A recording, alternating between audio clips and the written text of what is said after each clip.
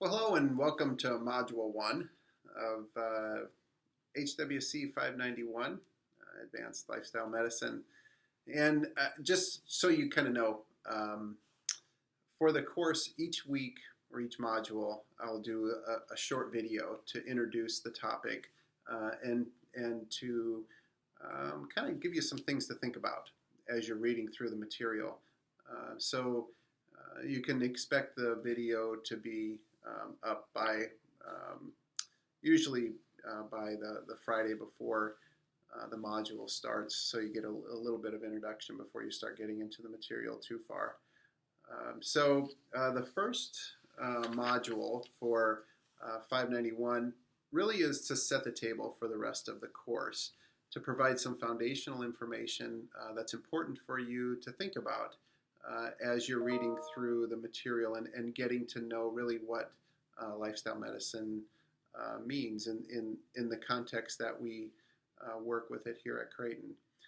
So before we do all of that, it's important for some foundational work in what a couple of things, what our healthcare system looks like.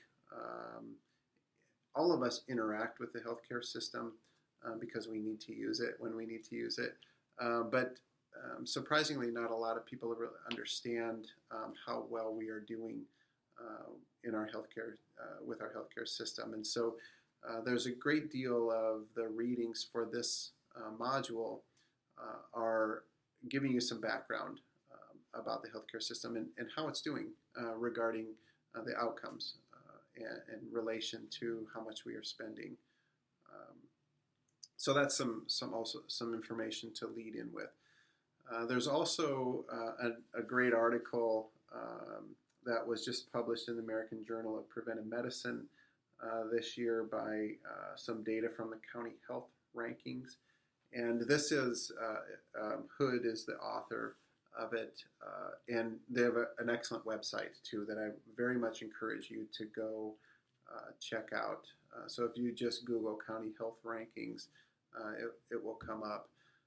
But what they've done is, and their research and data is consistent with others who've published in this area, but looking at what determines health and the various factors that determine health. And this is important for what we do here at Creighton because it gives some foundation to support our philosophy on health and wellness coaching.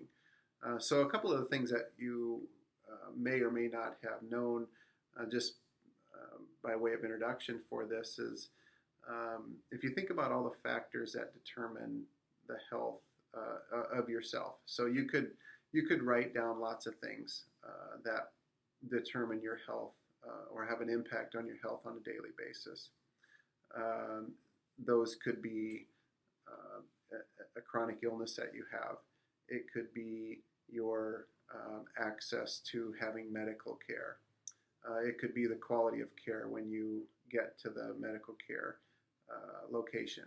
But it could also be the types of foods that you're eating, the amount of sleep that you got. It also could be how safe your neighborhood is, what your relationships are like with the people you live with. And so you may be interested to know, and this is what this article is going to talk about, is what those percentages look like. Roughly, County Health Rankings uses 80-20. So about 20% of the factors that determine your health or the health of your community are related to their access to healthcare system, and then the quality of care once they are in the system or at the location or wherever they're getting healthcare from. And so if you think about our healthcare system in the United States, that's what it pretty much focuses on. If you think about the training of our healthcare providers, that's pretty much what it focuses on, and we're really good at it. We once somebody gets sick, we're really good at the quality of care for the most part. We're getting better at the access to care, and that was certainly a big push from the Affordable Care Act, and that's getting better. But it only makes up about 20%, and actually the article that you're going to read is going to say it's 16% of the factors that determine your health. So what are the other 80%? That's the whole point of this program. The whole point of what we are doing here at Creighton is to focus on the 80%. So that's social and cultural and economic, personal health behaviors, the physical environment. Those components make up, those are broad concepts, but they make up the rest of the 80%. This is what I hope that you get an appreciation for as you go through this particular course, and especially this first module really talks about it a lot. It also introduces some concepts regarding social justice relative to health and wellness coaching or relative to lifestyle medicine. These are important for us to think about also. There's you may have seen this already, but this little cartoon that talks about the differences between equality and equity. And you can see under the equality that everybody gets the same thing. So we treat everybody equally. And that's a lot of times what we talk about in healthcare and in caring for others is that we treat everyone equally. But that's not the same as equity, because equity means that we help people get what they actually need. And that doesn't mean everybody gets the same thing, but they get what they need in order to be successful, in order to thrive, in order to have the high sense of well-being. And so I love this cartoon because it's so easy to see that it's such a different experience in life if we get people what they need rather than treating everyone the same, because certainly everyone is not the same. This gets at one of the core principles of our program called a whole person health, and it's whatever the individual needs is what we help them to achieve or to obtain. And so some of the readings that you'll read today gets at that principle. So think about that as you're reading through the material and as you go through this course and others, in that do we tell each person who has diabetes to do the same thing? Eat these foods, exercise this way, take this medication, whatever the case may be. And is that the right thing to do? Yes, we're treating everyone equally, but is it what they need? And that's what I hope that you get to the point where you can start thinking about that. And when you sit down with somebody and you're working with them, that you're working with them under the philosophy that it's whatever you need. It's not just about eating exactly this way because this is the way the guidelines say. Well, does that work for this person? Maybe, maybe not. So think about the difference between equity and equality and what that means for us in health and wellness coaching. There's also a bit of introduction to you about some principles of Ignatian values or Jesuit principles. So I have some readings for you about social justice that come from the Jesuits, also about Ignatian spirituality, and then lastly on here, well, not lastly because there's a lot of documents on here, but I have given some definitions about the differences between health and wellness and well-being and whole person health. Those are also foundational, so we're speaking the same language. So when I say whole person health, what do I mean? If I say lifestyle medicine, what am I talking about? So there's that one page on definitions that's important for us. So when we speak with each other, that we're understanding the language, because oftentimes that's a barrier. Where I use something like lifestyle medicine that may be different from how you define lifestyle medicine, and so it's important for us to be on the same page that way. There's also a document, a very important document regarding lifestyle medicine on its effects on reversing and mitigating chronic diseases, and that's also foundational for our work here, and certainly for this class. So as far as assignments, there are no assignments other than to do the discussion about the topics. So your first post is due on Thursday. 2 reply posts to your classmates are due on Sunday. And how I work this on the discussions is as I'm following along with you.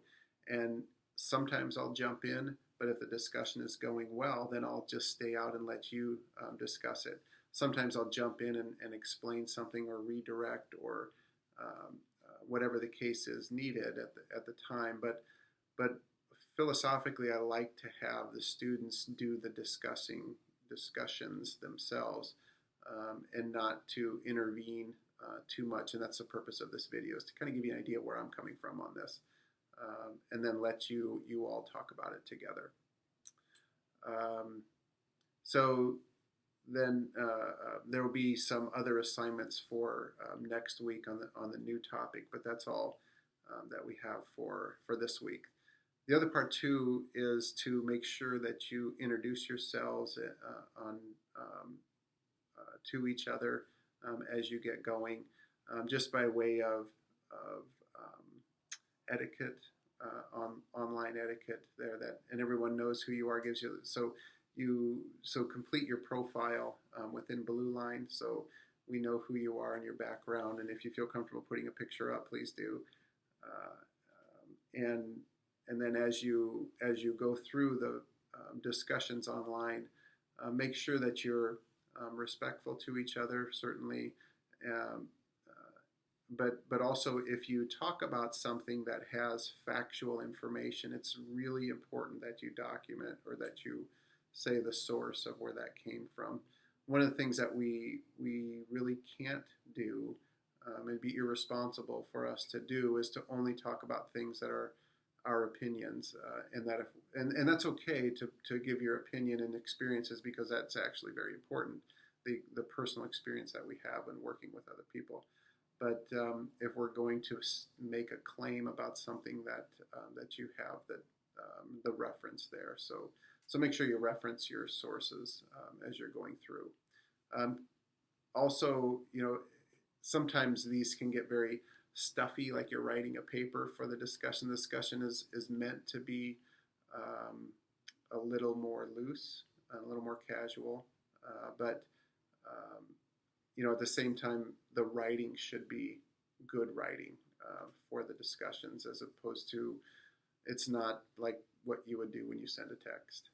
The writing needs to be good quality writing, but not formal writing like you're writing a term paper. It's still more casual than that.